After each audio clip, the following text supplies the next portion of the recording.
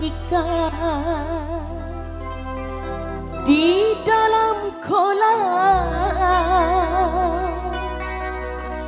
Tenangkan dulu airnya sebening kaca.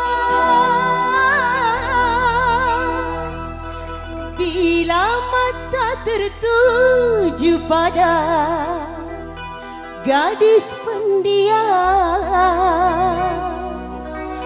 caranya tak sama menggoda darah lincah. Ya salam. Ya salam. Salam, salam, salam.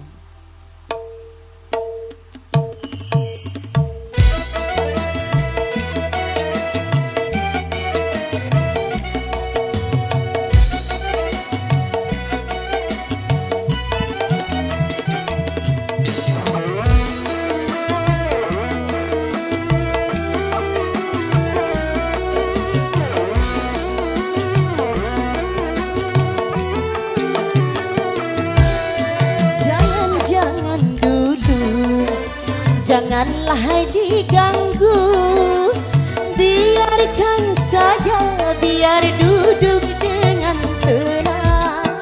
Senyum-senyum dulu, senyum dari jauh. Kalau dia senyum, tandanya hatinya mau. Ayo, kita hadirkan yang kalong-kalong dulu, slow asik.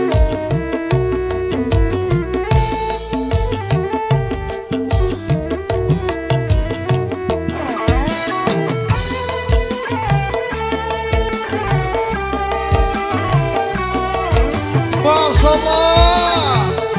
Ya salam. Bila ingin melihat ikan di dalam kolam, tenangkan dulu airnya sebening kaca.